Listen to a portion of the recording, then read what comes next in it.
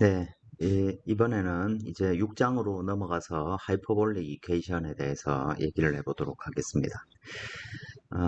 지금까지 우리가 배웠던 내용을 전체적으로 한번 돌이켜 보면 유체역학의 지배방정식, 우리가 유체역학을 다루면서 적분형으로 표현했던 것, 미분형으로 표현했던 지배방정식을 우리가 좀 더 구체적으로 살펴봤습니다. 그리고 그 지배방정식의 아주 축약형들, 그래서 이제 1차원적인 문제로 그 속성을 이렇게 축약을 시켰고, 그죠? 실제 나비어-스톡스 방정식은 3차원이고, 언스테디고, 그죠? 방정식 자체가 비선형입니다.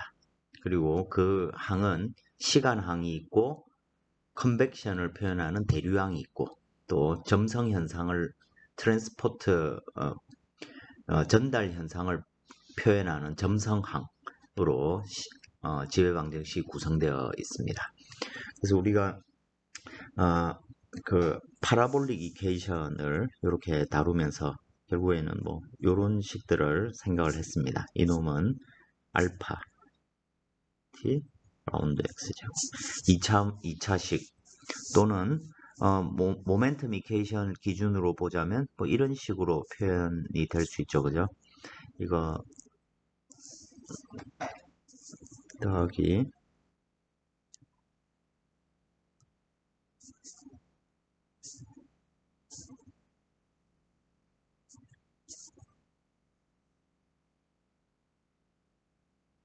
자, 여기서 이 항이 모멘텀의 시간 변화량을 나타내고 이 항이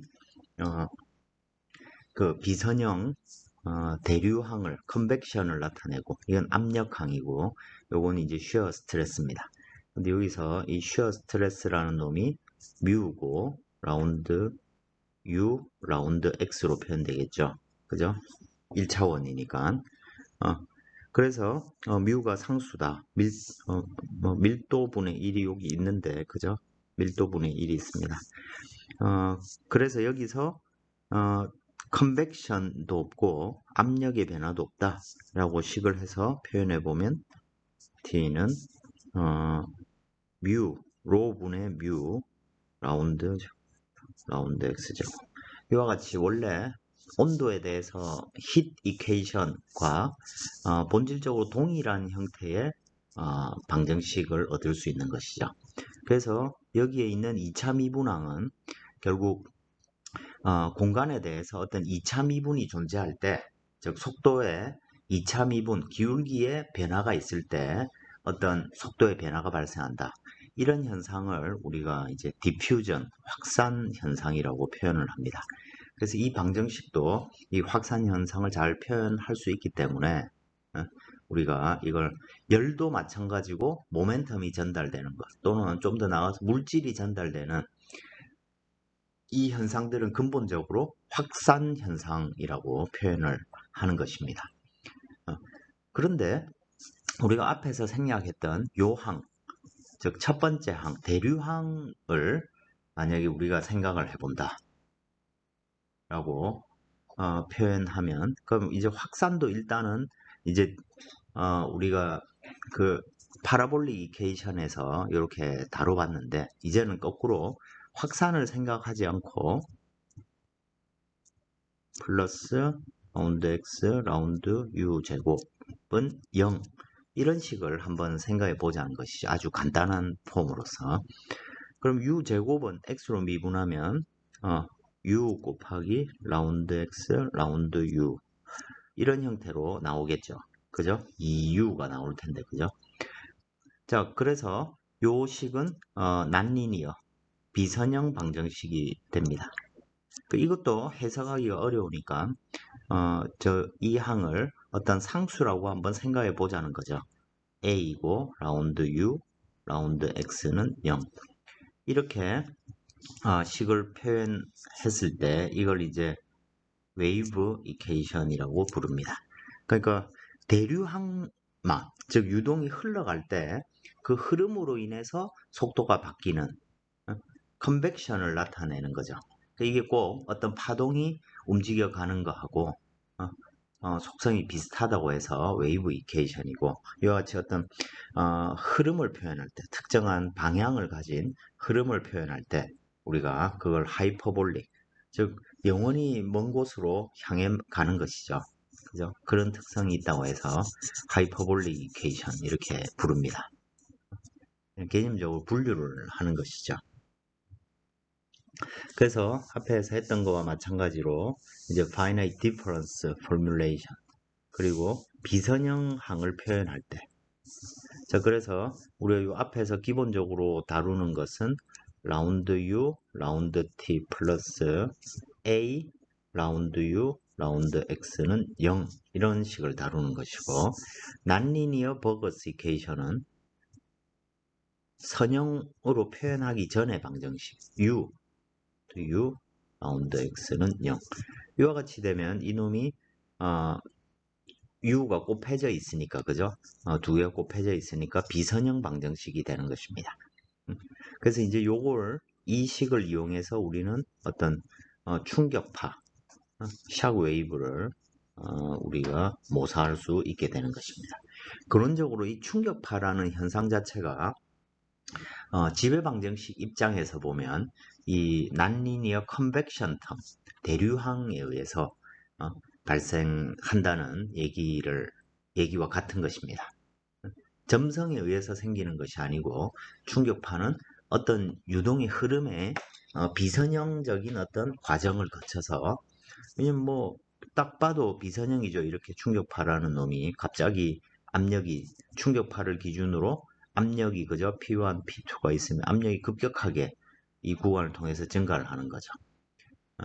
그래서 점성을 빼고 생각하면 실제로 요거는 아주 점프, 그러니까 불연속적인 어떤 값의 변화가 존재하는 그런 층으로 우리가 충격파를 생각을 하게 되는 것입니다.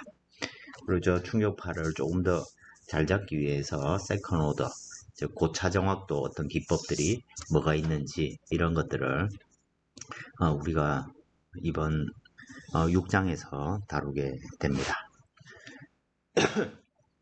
이 세컨 오더 스킴 이런 부분은 뭐 상당히 어려운 내용이라서 그냥 여러분들이 한번 잘 이해가 되지 않더라도 그냥 뭐 그런가 보다 하고 넘어가는 정도로만 다루도록 하겠습니다. 자, 여기서 우리가 먼저 이 식을 이제 A는 상수입니다. 상수니까 이 식은 리니어죠. 그죠? 리니어 웨이브 이퀘이션이라고 부릅니다. 선형 파동 방정식이죠. 1차원이고, 그죠? 그러니까 U는 공간과 시간의 함수로 표현되는 방정식일 것입니다. 근데 이 식을 다르게 한번 써보면 라운드 U, 라운드 T는 마이너스 A, 라운드 U, 라운드 X 뭐 이렇게 되었다고 생각을 해보겠습니다. 그러면 이 말은 무슨 말이냐면, 자 U라는 변수, 즉 속도라 치면 속도의 어떤 변화량은 왜 발생하냐면 무엇이 일으키냐면, 만약에 이놈이 0이라고 하면 변화가 하나도 없는 상태죠. 그죠? 근데 만약 속도의 어떤 공간의 기울기가 있다. 즉 속도가 각 지점마다 속도 자체 값이 바뀌고 있다. 이러면 그 기울기에 비례해서 변화가 많이 일어난다는 것이죠. 예를 들어서 기울기가 라운드 U, 라운드 X가 3이다. 그러면 이 말은 라운드 U, 라운드 T가 마이너스 3A라는 얘기죠. 그죠? 그래서 시간에 따라서 U라는 놈은 마이너스 3A T 플러스 C 이렇게 표현되어 있죠. 그죠? 속도가 계속 증가를 한다는 얘기입니다. 근데 이게 미분 형태로 표현되어 있으니까 우리가 솔루션이 이렇게 간단하진 않겠지만 개념 자체가 그렇다는 얘기입니다. 근데 만약 저 기울기가 3이 아니고 마이너스 3이면, 그죠? 마이너스 3이면 값이 점점 증가하는 값이 되고, 만약 그냥 3이면 감소하는 값이 되죠. 그죠? 그러니까 기울기의 방향이 어떻느냐 라는 것에 따라서 그 각 지점에서 어떤 속도의 변화량이 달라지는 것이죠. 그렇기 때문에 어떤 방향으로 변화가 일어나느냐, 공간상에서 어떤 방향으로 변화가 일어나느냐에 따라서 U가 달라지는 것이죠. 확산 방정식은 어떤 흐름이 존재하지 않을 때, 여기에서 뭐 누가 있고, 자, 우리가 이 식을 다룰 때 사실 근본적으로 지금 흐름을 다루지 않고, 그래서 뭐 온도라고 생각하는 게 더 직접적이겠죠. 자, 그러면 이 식의 의미는, 자, 어떤 변화가 딱 주어졌을 때, 어, 공률이 존재할 때, 값이 그냥 선형적으로 변화하는 게 아니고 어떤 공률을 가지고 변화하는 그 지점에서부터 변화량이 모든 방향으로 동일하게 퍼져나가는 그런 걸 우리가 확산이라고 부르는 것입니다. 예를 들어 물 안에 물이 있는데 중간에 스포이드로 중간에 잉크 한 방울 탁 놨습니다. 그러면 농도의 차이가 있으니까 잉크가 중력을 우리가 생각하지 않는다면 모든 방향으로 잉크가 퍼져나가겠죠. 실제 우주에서 잉크 실험을 해보면 그렇게 됩니다.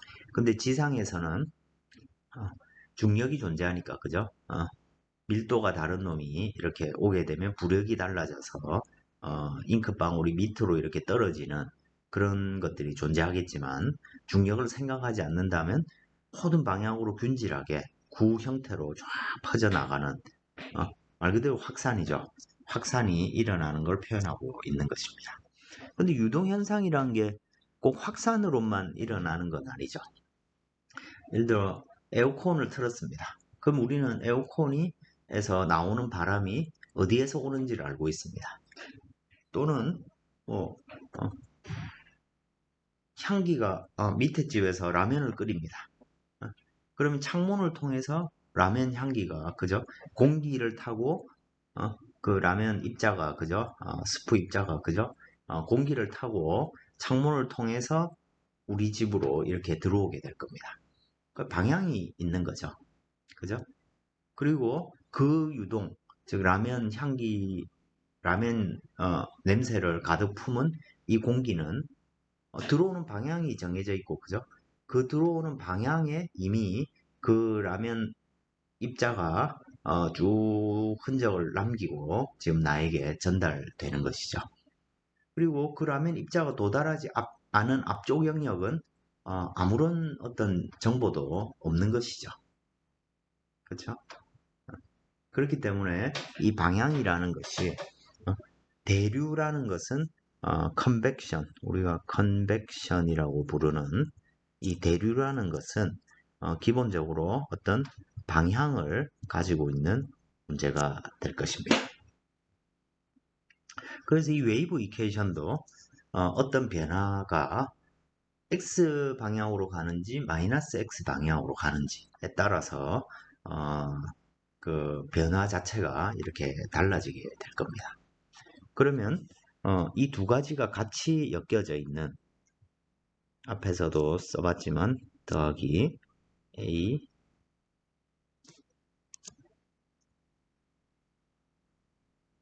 나비아스톡 방정식을 가장 1차원적으로 우리가 써보면 이런 식이 되겠죠. 그러니까 어떤 U의 시간 변화량이라는 것은 컨벡션하고 이 디퓨전이 같이 일어나는 거죠. 그죠? 자, 컨벡션이 얼마나 크게 일어나느냐, 디퓨전이 얼마나 크게 일어나느냐, 상대적인 비율은 다르겠지만 실질적으로 모든 유체 현상은 이 두 가지가 혼합되어 나타나는 것이죠. 그러니까 밑에 집에서 라면을 끓였는데 그 냄새가 바람을 타고 그냥 쭉 한쪽 방향으로만 창문을 통해서만 쭉 들어오는 게 아니고 그 들어오는 매 순간순간 확산 현상이 일어나는 거죠. 그죠? 그래서 컨벡션 되는 이 공기 바람의 방향을 따르는 것과 함께 그 지점에서 그것들이 뭐 밀도가 다르다든지 또는 뭐 온도가 다르다든지 또는 속도가 다르다든지 이런 걸 통해서 주변으로 모든 방향으로 서서히 퍼져나가게 되겠죠. 그죠? 그런 것들을 모두 나비아스톡 방정식이 다 포함하고 있는 것이고, 그죠? 우리는 기본적으로 흐름을 그렇게 이해를 할 수 있는 것이죠. 이런 얘기입니다. 그러니까 여기 물이 있고, 그죠? 여기서 잉크방울을, 요 중간에서, 요 위에서 잉크방울 하나를 똥 떨어뜨렸습니다. 그럼 이놈이 쭉 안으로 들어왔겠죠? 들어와서 자기 형태를 그대로 유지하고 있는 게 아니라, 주된 방향은 아래쪽으로 어떤 흐름을 이렇게 쭉 만들어 가는데, 이 중간중간에서 이렇게 막 퍼져나가는 것이 이렇게, 동시적으로 이렇게 발생하겠죠. 그죠? 그리고 들어왔으니까 거기서부터 많이 퍼져나갔을 거고, 위쪽은. 그죠? 그래서 이런 궤적을, 만들어내겠죠. 그죠? 그래서 컨벡션 되는 것과 주변으로 확산되는 것, 이 두 가지가 같이 실제로는 일어나는 것입니다. 근데 우리가 지금 이거를 이 근본적인 특성을 살펴보기 위해서 지금은 컨벡션 항만 생각을 해보겠다는 것이죠. 이 6장의 내용은 그런 내용이 되겠습니다. 자, 뭐 앞에서도 했듯이 우리가 이 지배방정식이 있으면 그 지배방정식을 먼저 풀 수 있는 차분식을 만드는 것이 먼저일 겁니다. 이 지배방정식은 기본적으로 우리가 이걸 First Order Wave Equation이라고 부릅니다. 이놈은 하이퍼볼릭 이퀘이션은 Initial Value Problem입니다. 그 쉽게 말해서 어떤 경계가 존재하지 않고 어떤 방향을 가지고 쭉 무한히 전달되는 그런 특성을 포함하고 있죠. 파라볼릭 이퀘이션은 Initial Boundary Value Problem이었고 엘립틱 이퀘이션은 Boundary Value Problem이었죠. 파라볼릭 이퀘이션은 시간 변화가 없는 식이 엘립틱 이퀘이션이니까 어떤 상태를 표현하는 식이 될 겁니다. 근데 이 하이퍼볼릭 이퀘이션은 어떤 특정한 경계가 존재하는 것이 아니고 어떤 방향을 가지고 초기에 어떤 값이 전달되는 그래서 이니셜 밸류 프로블럼이 됩니다. 그리고 지금 우리가 다루는 이 선형화된 방정식의 솔루션은 여기 쓰여져 있듯이 콘스탄트인데 along each ray x-at가 x0인 이 무슨 말인지 한번 생각을 해보겠습니다. 자, 어느 특정한 지점에 이 방정식의 최종 솔루션은 uxt일 텐데 이놈은 이 솔루션은 뭐냐면 여기 u0라고 쓰는 게 더 정확할 것 같습니다. 원래 초기 조건으로 시간이 0일 때 공간에 대해서 U0라는 형태를 가지고 있다. 예를 들어 처음에 모양이 사인 모양으로 이렇게 주어져 있었다 라고 하면 이게 이제 U0 X에 따라서 이런 모양이 있는 거죠. 그러면 이 함수의 모양을 그대로 유지를 하고 U0니까 그죠? X-AT로 표현되는 즉 임의의 x와 임의의 t 지점은 이니셜 컨디션의 이 모양에서 x-at에 해당되는 값이다. 자, 이 그림을 보면 우리가 어떤 함수 fx가 있고 fx-3 이건 무슨 말입니까? 어떤 함수 fx를 x축 방향으로 3만큼 옮긴 그죠? 3만큼 옮긴 함수와 같다는 거죠. 그죠? 이건 고등학교 때 이런 걸 했습니다. 그럼 x-at라는 것은 원래 x 지점에 있어 원래 fx로 주어져 있던 놈.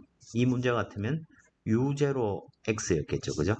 u0x를 at만큼 옮긴 놈이 u0x-at겠죠. 그 놈이 솔루션이란 얘기입니다.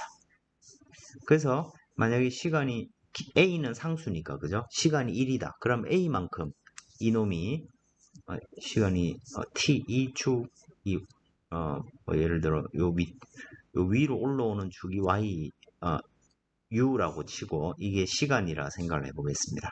그러면 이 시간 방향으로 만약에 T만큼 움직였다 라고 하면 즉 이 함수 자체가 x축 방향으로 at만큼 옮겨져 가면 되는 거죠. 그죠? 그래서 각 지점에 여기 있는 모든 각 지점의 값들을 그대로 옮기면 되죠. at만큼. 그죠? 옮겨진 거리는 at가 될 겁니다. 그러면 여기서 똑같은 모양이 이렇게 만들어지겠죠. 그죠? 요건 이제 그냥 x축에서 보면 저 사인 파동이 그죠? 저 사인 파동이 x축 방향으로 속도 a를 가지고 쭉 움직여 가는 거하고 동일한 솔루션이 되죠. 이게 솔루션인지 확인해 보려면 한번 넣어 보면 됩니다. 자, 그래서 u 자리에다가 라운드 t분의 라운드 u0 x-at 하면 어떻게 됩니까? 이건 t로만 미분했으니까 이 마이너스 a가 될 테고, 그죠? 그 다음에 라운드 u 0 x-at를 x로 미분했고, 이건 x를 그대로 미분한 거니까, 그죠? 이놈은 그냥 1이 될 겁니다. 그리고 맞습니까? 마이너스 a이고 u0가 되고, 이놈은 그냥 원래 모양 함수 그대로 되죠. 그죠? 그래서 A 자리 넣으면 똑같은 식을 얻을 수 있게 되는 것이죠. 그죠? 자, 뭔가 뭐 복잡해 보여도 뭐 간단한 얘기가 됩니다. 쉽게 말해서 이 어떤 초기에 주어진 U0라는 어떤 모양, 즉 사인 파동이든 이게 뭐 삼각형이든 그 모양이 A라는 속도를 가지고, 그죠? A라는 어떤 속도를 가지고 X 방향으로 쭉 그냥 움직여가는 그걸 나타내는 거죠. 그죠? 또 이 식을 이렇게 쓰기도 합니다. 라운드 U, 라운드 X 나누기 라운드 U, 라운드 T 나누기 라운드 U, 라운드 X. 이거 구하면 이거는 뭐 이런 의미죠. 그죠? 라운드 T, 라운드 X가 되고, 그죠? 이놈이 마이너스 A라는 얘기죠. 그죠? 그래서 라운드 T, 라운드 X라는 놈은 마이너스 A분의 1이 되고, 그죠? 자, 그래서 축이 T와 X축을 이제 거꾸로 생각을 하면 뭐 A라는 의미가 되겠죠. 그죠? 즉 기울기가 T에 따라서 X가 변하는 율이 마이너스 A라는 얘기입니다. 그러니까 그 크기만큼 그리고 그 마이너스 A라는 것은 결국엔 X축 기준으로 보면 A 방향으로 X 방향으로 A의 속도를 가지고 그냥 뭔가가 쭉 자리를 옮기고 있는 그런 솔루션이 되는 것이죠. 그죠? 그래서 자 결국 이 문제는 하이퍼볼릭 문제는 결국엔 초기에 내가 어떤 예를 들어 사인 함수의 모양을 줬다. 그러면 그게 시간 그 어떤 특정한 시간이 지났을 때 자기 모양을 최대한 유지하고 있으면 좋은 솔루션이 되겠죠. 그죠? 근데 이제 모든 문제는 수치적인 어떤 에러 때문에 초기에 만약에 뭐 높이가 3이고 사인 뭐 오메가 t 형태로 뭐 오메가 t가 아니고 사인 뭐 ax 뭐 알파 x 이렇게 주어진 어떤 함수가 있을 때 이놈이 우리가 수치적으로 이 문제를 쭉 풀어갈 때 이놈이 이제 앰플리튜드가 되죠. 3이. 근데 문제는 이게 2.8, 2.7 뭐 이런 식으로 쭉 뭔가 오차들이 계속 발생하게 된다는 것이죠. 그래서 이제 이게 하이퍼볼릭 방정식 푸는 데서 이제 어려운 문제점이 되는 것입니다. 트렁케이션 에러들이 있다는 것이죠. 이게 이 웨이브 이퀘이션의 어떤 기본적인 속성이라고 생각을 할 수 있겠습니다. 자, 뭐 꼭 냄새 문제다. 라면 냄새라고 생각을 해보겠습니다. 그럼 특정 시간에 딱 예를 들어 우리 집 창문을 통해서 라면 냄새가 딱 들어오는 그 순간을 시간이 0이다 라고 생각을 해보겠습니다. 그리고 창문의 수직한 방향으로 공기가 지금 들어오고 있는 것이죠. 그러면 그놈을 그놈이 시간에 따라서 자기 속도 A를 가지고 쭉 지금 들어오게 될 겁니다. 네. 그러면 처음에 시간이 0일 때 라면 냄새의 강도가 X축으로 쭉 라면 입자가 앞에 많고 뒤에 작고 뭐 이런 식으로 되어 있다면 시간 t가 지나도 그런 모양이 되겠죠. 그죠? 그러니까 이제 우리가 그런 문제를 지금 모델링 한다고 생각을 하면 되겠습니다. 근데 뭐 이 방정식이 가지는 물리적인 어떤 의미를 떠나서 뭐 차분식 입장에서는 그냥 1차식과 1차식이 있는 거죠. 그죠? 그래서 차분식 자체는 훨씬 더 간결한 형태가 됩니다. 그래서 FT, FS 이건 뭐냐면 시간에 대해서는 n 플러스 1, n 즉 현재 나의 시간이 n이 현재 내가 존재하는 known 알려져 있는 정보고 n 플러스 1이 내가 알고 싶은 unknown이죠. 내가 구하고 싶은 겁니다. 이렇게 주어져 있을 때 우리가 앞쪽에서 뭐 implicit, explicit 이런 얘기를 했었습니다. 그죠? 그리고 파라볼릭 이퀘이션 같은 경우는 2차 미분식이었습니다. 그죠? 2차 미분식은 딱 대칭인데 문제는 뭐냐면 1차 미분 같은 경우에는 우리가 선택을 할 수 있는 게 세 가지 옵션이 있죠. 내가 어떤 공간상의 어떤 u라는 정보가 이렇게 되어 있다. 그 요점이 i이고 i 플러스 1이고 i 마이너스 1이다. 라고 하면 자 결국 지금 라운드 u, 라운드 x라는 것은 이게 u고 이 축이 x입니다. 그리고 이놈을 우리는 공간을 차분해 가지고 그죠? 조각 내서 i 마이너스 1, i 플러스 1 이렇게 표현을 하는 것입니다. 그러면 라운드 u, 라운드 x라는 건 결국 요 점에서 i라는 점에서 기울기를 구하는 문제죠. 근데 이 기울기를 구하는 데는 세 가지 방법이 있죠. forward difference, backward difference, central difference. 그래서 자 FTFS 말 그대로 forward space니까 i점을 기준으로 i 플러스 그리고 지금 여기에는 기본적인 단서가 있죠. a가 양수라는 전제죠. 그죠? 어떤 정보가 x축 방향으로 지금 전달되고 있습니다. 그러니까 나라는 놈이 라면 입자라면 그 입자가 i점에 있을 때 i 플러스 1은 내 앞쪽이죠. 그죠? 가는 방향 기준으로 보면 내 앞이고 i 마이너스 1이 내 뒤쪽이죠. 그죠? 그래서 i 플러스 1과 i를 이용해서 이 기울기를 구하는 방법이 FT, FS 그냥 단어를 줄여놓은 것에 불과합니다. 그런 방법이 되는 것이고 또 FTCS는 뭐겠습니까? Central Space가 되겠죠. 그죠? 자, 그래서 i점을 기준으로 내 앞과 뒤의 점을 이용해서 기울기를 구하는 게 있고 자, 어윈드라고 써놨는데 이거는 뭐 꼭 앞에 거와 똑같은 형태로 쓰자면 forward time, backward space가 되겠죠. 그죠? 공간에 대해서 backward를 이용하는 거니까 i하고 i-1을 이용하는 것입니다. 이걸 특별하게 upwind라고 부릅니다. 왜 이것만 이렇게 부르냐면 세 가지 방식을 가지고 문제를 풀었을 때 앞에 forward space는 unstable, central space도 unstable. 오직 우리가 스테이블하게 솔루션을 구할 수 있는 유일한 방법은 이 업윈드를 이용하는 방법이기 때문입니다.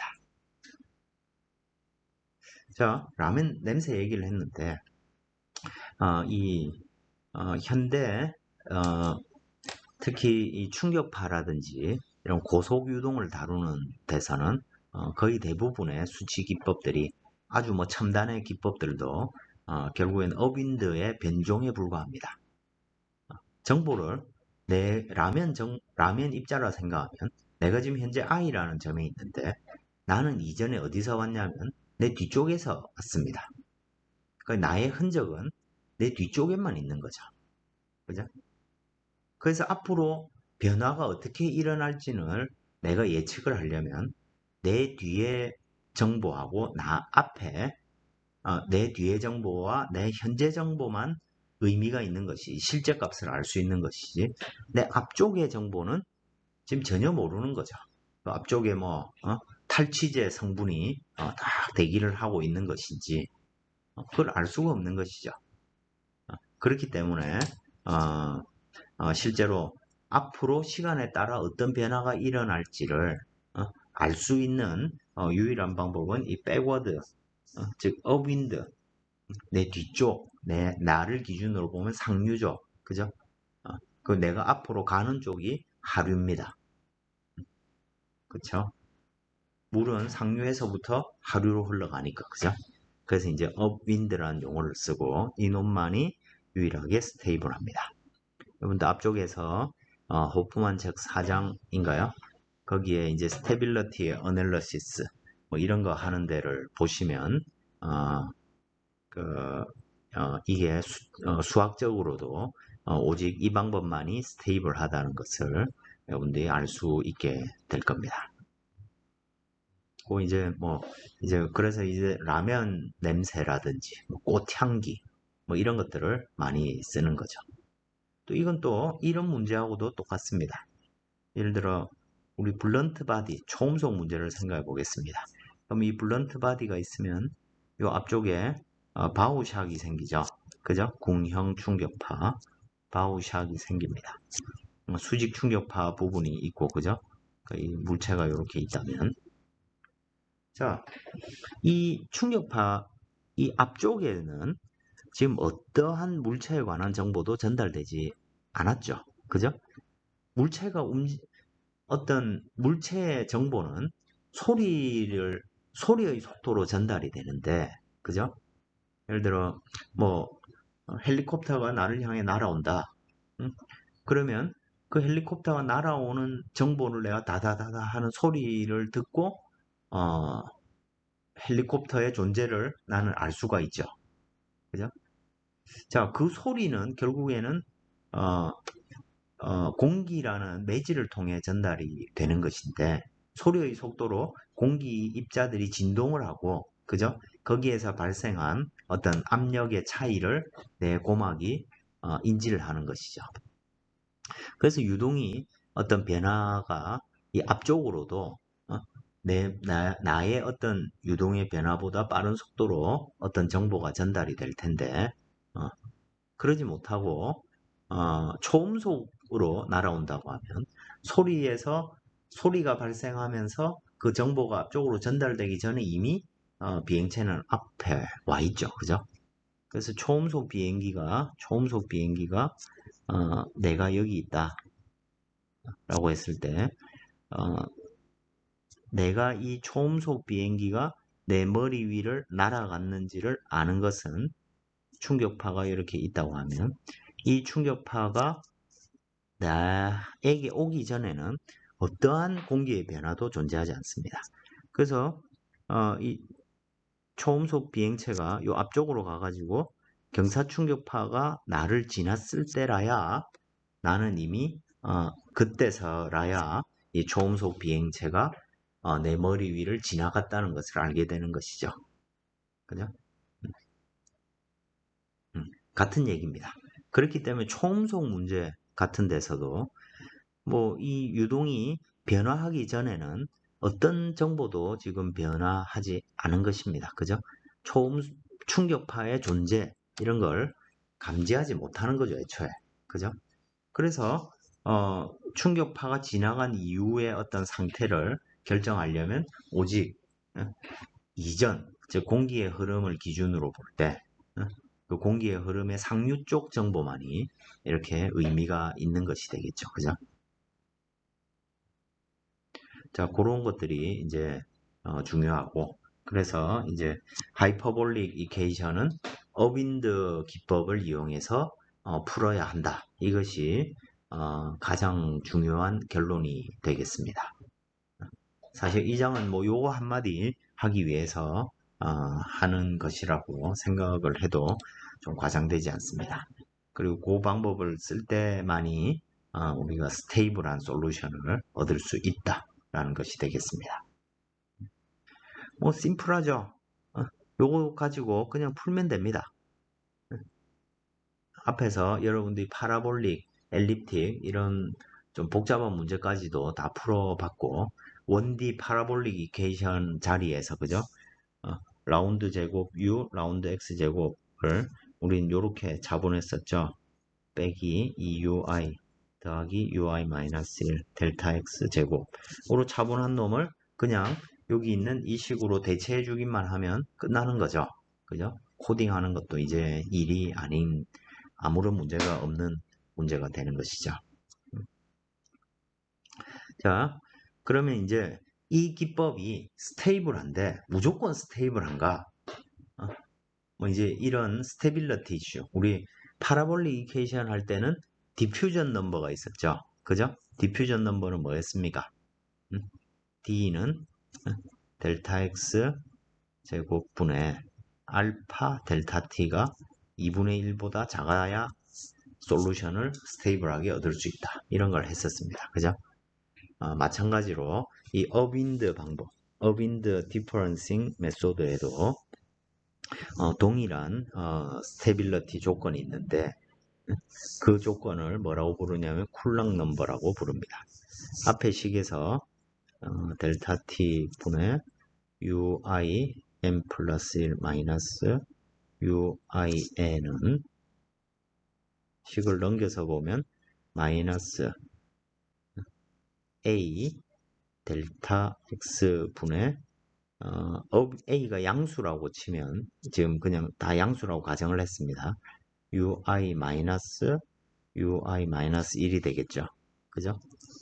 여기서 델타 t를 넘기고 uin 플러스 1은 uin 마이너스 델타 x분의 a 델타 t가 있고 ui 마이너스 1 이렇게 식을 쓸 수가 있을 것입니다. 요 놈을 C라고 하고 또는 C 또는 그냥 CFL 뭐 원래 이런 연구를 많이 했던 사람이 쿨란, 프리드리, 레비 뭐 이런 사람들입니다. 그 이니셜을 따가지고 CFL 넘버라고 부릅니다. 이 값이 1보다 작아야만 이 값이 1보다 작아야 한다. 이것이 이제 스테빌리티 조건이 되는 거죠. 이걸 쿨란 조건이라고 부르고 CFL 넘버 스테빌리티 이 하이퍼볼릭 이퀘이션의 스테빌리티 조건이 되겠죠. 그리고 요것도 이제 수학적으로 우리가 증명을 할 수 있는데 그거는 생략을 하도록 하겠습니다. 이 식을 유도할 때 우리가 기본적으로 앞쪽에 썼듯이 시간에 대해서 1차 항도 forward time이었고 그죠? 공간에 대해서도 backward time이었는데 그럼 정확도 입장에서 보면 둘 다 어떤 얘기입니까? 1차 정확도죠. 시간과 공간에 대해서 order 델타 t 델타 x 1차 정확도입니다. 그죠?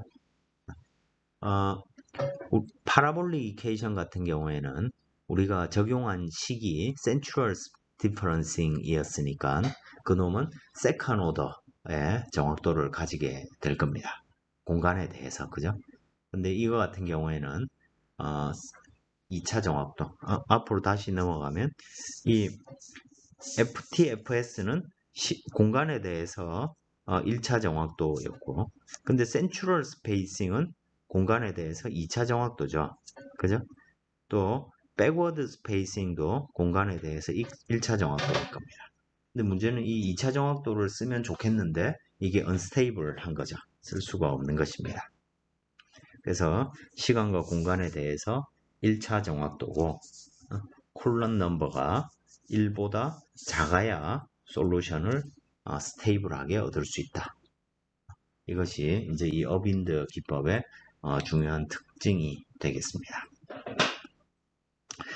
우리가 방금 이 식을 유도할 때 A가 양수라고 했습니다. 즉 쉽게 말해서 어떤 초기의 조건이 X축 방향으로 쭉 전달되는 즉 속도가 양수란 얘기입니다. 근데 음수라고 하면 즉 쉽게 말해서 어떤 라면 입자가 플러스 X 방향에서 마이너스 X 방향으로 거꾸로 쭉 들어오고 있는 것이죠. 그 입장에서 보면 백워드 즉 업윈드에 해당되는 놈이 i-1이 아니고 i 플러스 1이 되겠죠. 그죠?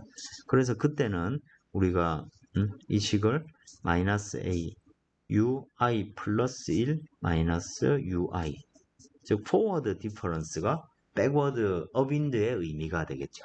그죠? 그래서 a가 양수면 이 식을 써야 되고 a가 음수면 i 플러스 1과 i의 차이를 이용해서 값을 계산해 줘야 되는 것이죠.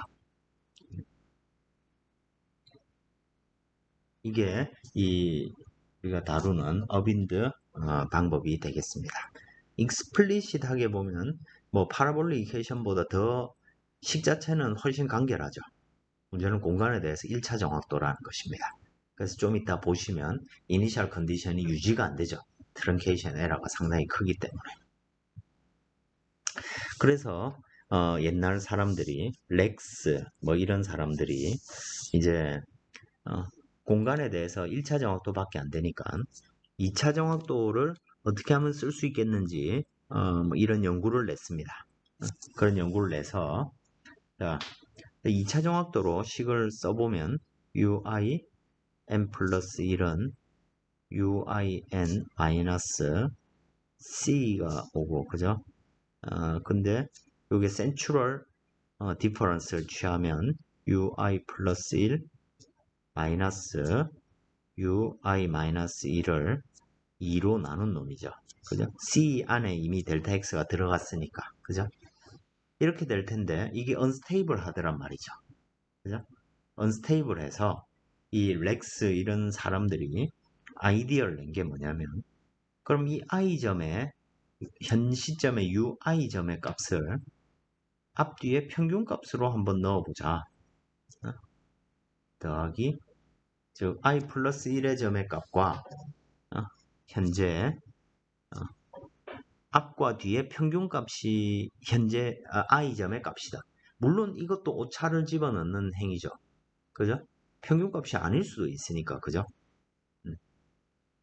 그런데 이렇게 평균을 취하는 행위는 결국 오더를 높일 수 있는 어떤 정확도 입장에서 보면 세컨 오더의 어떤 방법이 됩니다.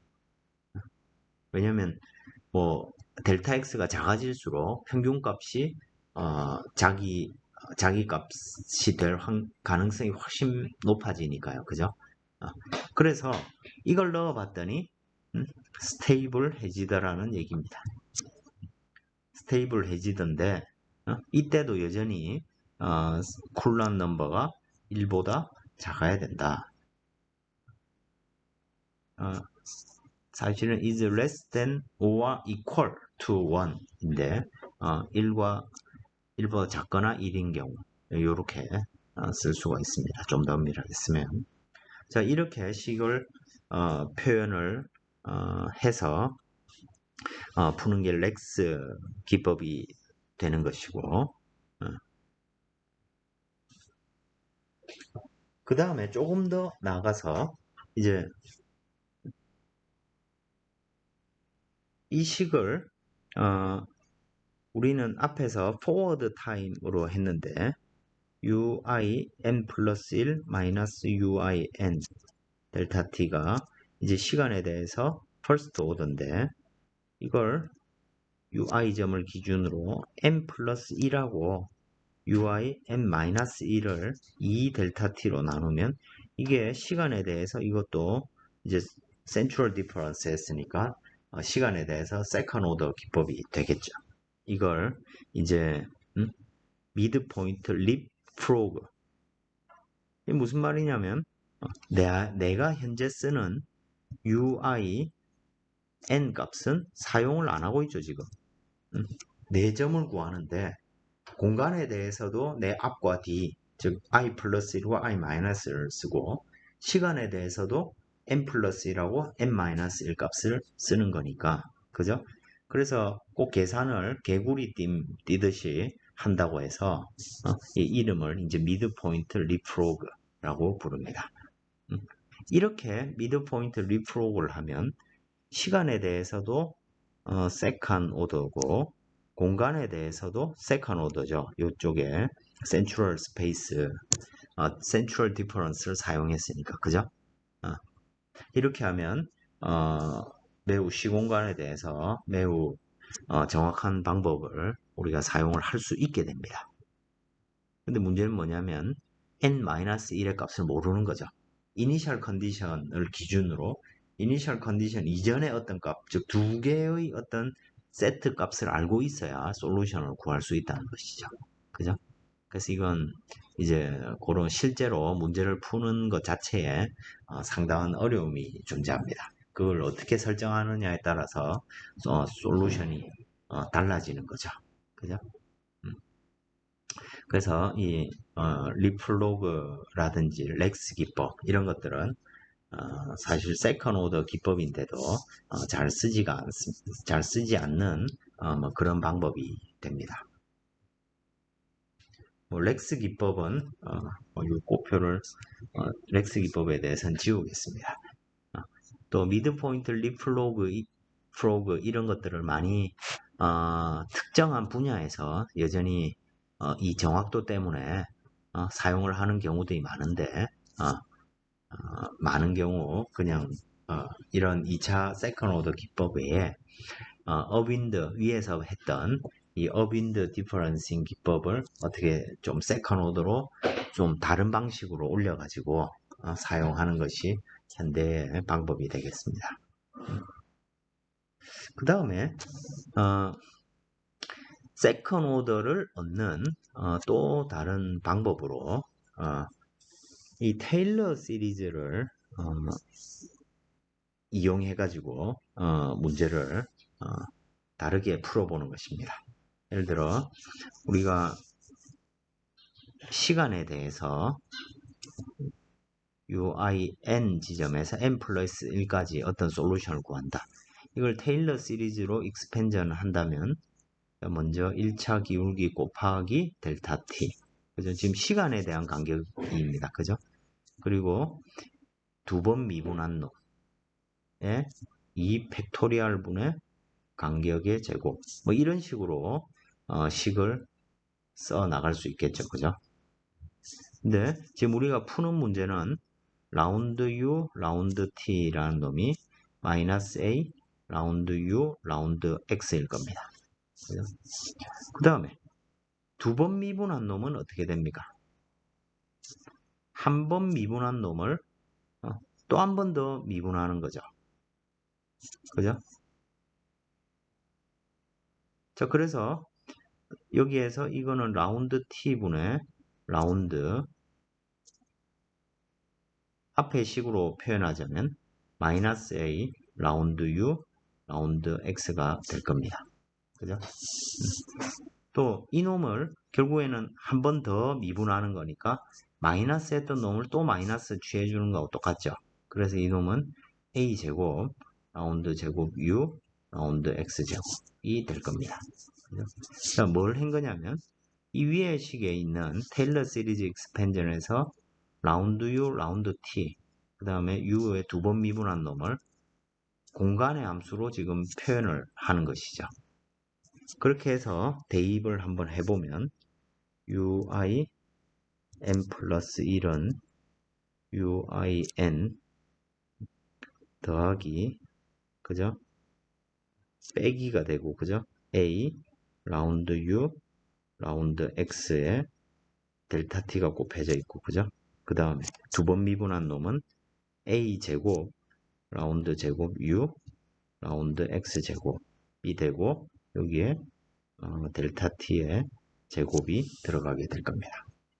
요 상태에서 이 놈들을 1차 미분, 2차 미분을 센트럴 디퍼런스를 해보자는 것이죠.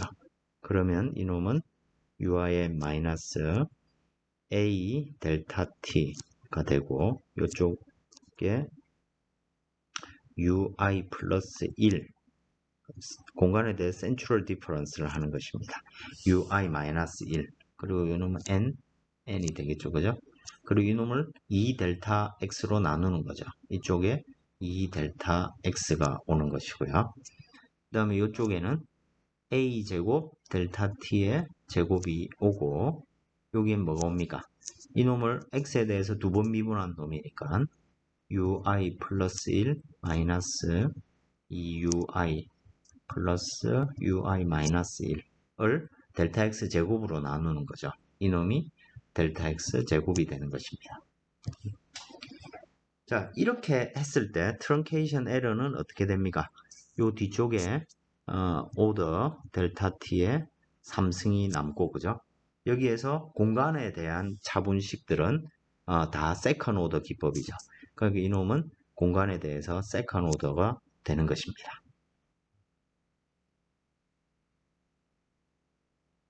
그렇죠? 자, 이렇게 되기 때문에 결국에 원래식으로 생각을 해보자면 델타 t의 제곱이 남는 거겠죠. 트렁케이션 에러로 치자면, 그죠? 그래서 이놈은 시간과 공간에 대해서 세컨 오더 기법이 되는 것입니다. 그 이걸 쿨란 넘버 형태로 표현을 하자면, 여기에 이 식은 위에다가 다시 써보면 ui n 플러스 1은 ui n 마이너스 델타 x분의 a 델타 t가 쿨란 넘버니까 2분의 1c에 ui 플러스 1의 n 마이너스 ui 마이너스 1의 n 더하기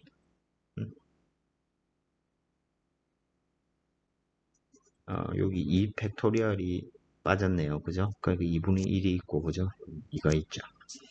2분의 c 제곱이 오고, 여기에 ui 플러스 1 마이너스 2ui 플러스 ui 마이너스 1 n 이런 식으로 식을 쓸 수가 있죠. 자, 식을 이렇게 써놓고 보면 이 방법을 이제 렉스 밴들로프 메소드라고 부릅니다. 자, 앞에서 우리가 센츄럴 기법을 한번 보겠습니다. forward time 이 기법이 forward time central space가 이 첫 번째 줄의 방식이죠. 이까지만 풀면 이놈은 unstable한 기법입니다. 그래서 풀 수가 없는 거죠. 그런데 이 뒤쪽에다가 이만한 항이 지금 더해져 있는 거죠. 그죠? 스테이블하지 않던 센츄럴 스킴에다가 이 뒤쪽 항을 이렇게 딱 더했더니 유도는 테일러 시리즈 익스펜전을 했는데 이놈은 그렇게 했더니 CFL 넘버가 1보다 작으면 CFL이 1보다 작거나 같으면 스테이블한 기법이 되더란 얘기죠. 근데 스테이블한데 이놈은 여전히 세컨 오더 기법이라는 것입니다. 2차 정확도의 기법이 된다는 것이고요. 자, 이렇게 보면 이게 사실은 굉장히 시사하는 바가 많은데 이 앞쪽만 이렇게 놓고 보면 우리가 앞에서 FT, CS, Central Space 기법인데 여기에다가 이 뒤쪽 항을 사람들이 의미를 생각해 보면 수치적인 점성항이다. Numerical Viscosity라고 하지 말고 Numerical한 Diffusion이라고 얘기를 할 수 있는 것이죠. 자, 한번 우리가 이렇게 한번 생각을 해보겠습니다. 앞에서 라운드 U, 라운드 T는 마이너스 A, 라운드 U, 라운드 X. 지금 우리 이런 식을 풀고 있습니다. 그죠?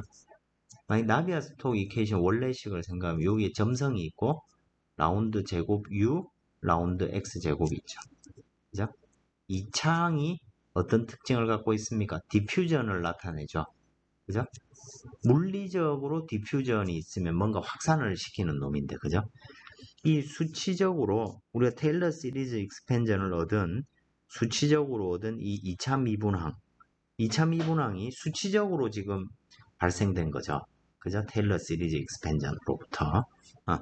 그리고 이 놈은 라운드 제곱 U, 라운드 X 제곱, 이 2차 미분항은 물리적으로 존재하는 항은 아니지만 결과적으로 이 수치 기법상에서 보면 수치적으로 우리가 테일러 시리즈 익스펜전을 통해서 얻은 디퓨전 항이다.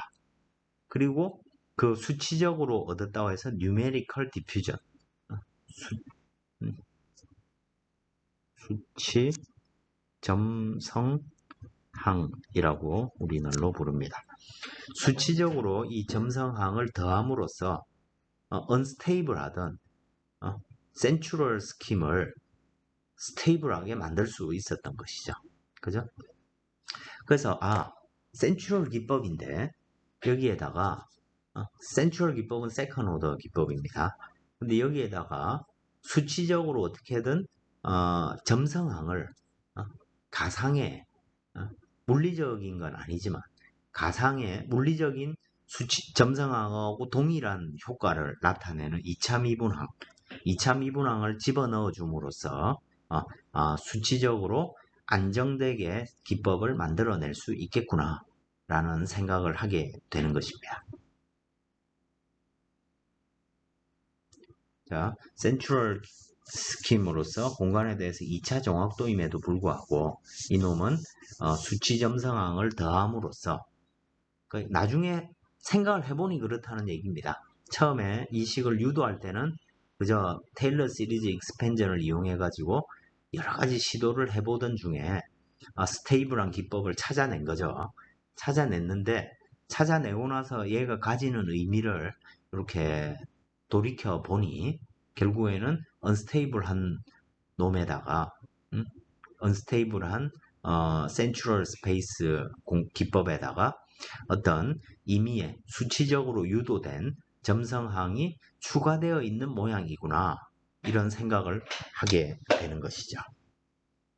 그래서 이 렉스 밴들로프 기법은 상당히 유용한 어떤 기법이 될 수가 있습니다.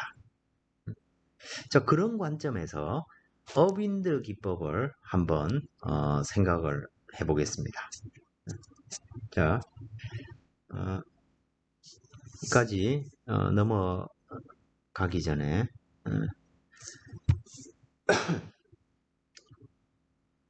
자, 이 식을 자, 우리가 그걸 유도하기 전에 어빈드 기법을 하나의 형태로 표현을 해보겠습니다. 예를 들어 우리 앞에서 했듯이 A가 음수일 때는 I 플러스 1과 I를 이용하는 게 어빈드고 A가 양수일 때는 I하고 I 마이너스를 이용하는 게 어빈드 기법이 됩니다. 그래서 이 두 개의 방법을 A 곱하기 람다가 C였죠. 그죠? 쿨런 넘버입니다. 자, 식을 이렇게 써놓고 결국 A 값이 뭐냐에 따라서 내가 선택해야 되는 점들이 달라지죠. 그래서 이 식을 하나로 표현하기 위해서 A 마이너스, A 플러스라는 걸 두고 A 값이 음수면 A 마이너스는 A 값이 음수일 때 그 값을 가지도록 하는 거고 A 플러스는 양수일 때 그 값을 가지고 음수가 되면 0을 가지도록 하는 겁니다. 이걸 수식으로 표현하면 2분의 1 A 마이너스 절대값 A가 되겠죠. 그리고 A 플러스는 2분의 1 A 플러스 절대값 A가 되는 거죠. 그래서 위의 식을 보면 A가 양수일 때는 A 빼기 A가 돼가지고 0이 되고, 그죠? 음수일 때는 A 빼기 절대값 음수이면 절대값 밖으로 나올 때 그죠? 마이너스가 붙죠. 그죠? 그래서 이게 마이너스 A가 되고 이놈은 결과적으로 2분의 1을 취하면 그냥 A가 되는 거죠. 그래서 음수일 때 이 값을 선택을 하는 게 되고 또 양수도 마찬가지로 양수일 때만 적합수를 선택하게 되겠죠. 자, 그렇게 하면 이 위에 따로따로 나눠져 있는 식을 하나로 이렇게 묶어 쓸 수가 있을 것입니다. 예를 들어 A가 양수다 하면 A 플러스는 A가 되지만 A 마이너스는 0이 되죠. 그래서 이 뒤쪽을 선택하지 않고 A가 음수면 A 마이너스는 A가 되지만 A 플러스는 0이 되죠. 그래서 포워드 디퍼런스를 백 어빈드 기법으로 선택을 하게 되는 것입니다. 그래서 식을 이렇게 하나로 쓸 수 있고 우리가 모노톤 or 스테이블. 자,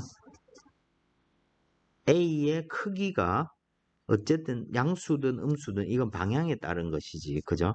그 크기가 자, 두 식을 이렇게 같이 썼을 때 A랑 람다를 곱한 이놈이 결국에는 CFL 넘버의 크기가 A의 부호와 상관없이 저놈이 1보다 작을 때만 스테이블하다 또는 모노톤하다 라는 말을 쓰게 되는 것입니다. 모노톤하다는 건 단조롭다는 거죠. 그래서 만약에 모노톤하지 않으면 만약에 우리 이니셜 컨디션으로 이런 어떤 스텝 펑션을 사용했다. 그러면 이게 시간이 지남에 따라 A 방향으로 움직여 갈 때 이놈이 솔루션이 그냥 똑같은 모양이어야 되는데 이런 어떤 진동 현상이 발생하게 됩니다. 뭔가 고주파 성분이 포함이 되게 되는 것이죠. 그건 모노톤하지 않은 거죠.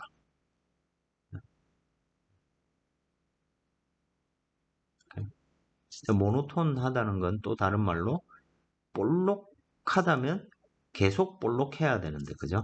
만약에 이놈이 요렇게 됐다 하면 이거는 볼록하다가 오목하고 볼록하다가 오목하고, 그러니까 이건 모노톤이 아니죠, 그죠? 이제 이게 뭐 좀 물리적인 의미가 있는데 뭐 크게 여러분은 신경 안 쓰셔도 되겠습니다. 어쨌든 CFL 넘버 1보다 작으면 이렇게 계산을 할 수 있다.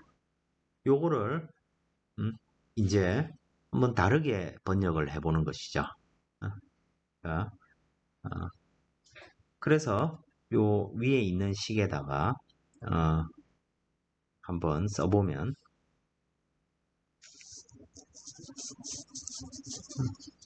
공간이 충분하지 않으니까 이거 지우고 이 식에다가 식을 대입을 해 보겠습니다. 그러면 ui n 빼기 람다가 있고 a 플러스 자리에 2분의 1 a 플러스 절대값 a가 있고, 그죠? 요거에 ui n 마이너스 ui 마이너스 1이 n이 되고, 그죠? 그 다음 a 마이너스 자리에 2분의 1 a 마이너스 절대값 a가 오고 여기는 ui 플러스 1 빼기 ui 이런 식으로 식이 정리가 될 수 있겠죠. 그래서 여기서 a에 대한 놈만 앞으로 다 뽑아내보면 ui 그 다음에 ui끼리는 서로 없어지고, 그죠? ui 플러스 1하고 ui 마이너스 1 두 개의 항이 남고, 그죠? 그래서 2분의 람다 a가 앞에 오고, 그 다음에 절대값 a에 대해서 이 식을 다시 써보면 여긴 플러스 a고 두 번째 줄은 마이너스 a니까 ui하고 마이너스 마이너스 플러스 플러스 이렇게 되죠. 그러니까 ui 플러스 1 마이너스 2ui 플러스 ui 마이너스 1이 되고, 그죠? 전체적으로 마이너스가 되니까 플러스로가 나오는 이런 모양이 될 겁니다. 자, 쉽게 말해서 어빈드 기법, 어빈드 기법을 우리 요식을 요식이 어빈드 기법을 지금 하나로 묶은, 그죠? 부호를 나누지 않고 식을 하나로 표현을 했습니다. 하나로 표현한 후에 이 식을 다시 정리를 한 겁니다. 어떻게 정리를 했습니까? 센트럴 스페이스, 즉 공간에 대해서 자, 어빈드는 ui 마이너스 ui 마이너스 1 i 플러스 1과 i의 차. 네, 요 놈은 센트럴 디퍼런싱이죠. Central Differencing 이까지만 하면 unstable입니다. 근데 이 뒤쪽에 어빈드 기법이라는 게 결국에는 Central Difference, Second Order Central 기법에다가 이만큼의 자 이놈도 원래 수식으로 돌려 생각을 해보면 이런 거죠. 이놈은 라운드 x 제곱 라운드 u를 두 번 미분한 놈이죠. 그죠? 그래서 이놈도 결국에는 어떤 디퓨전의 특성을 가지고 있는 놈이라는 거죠.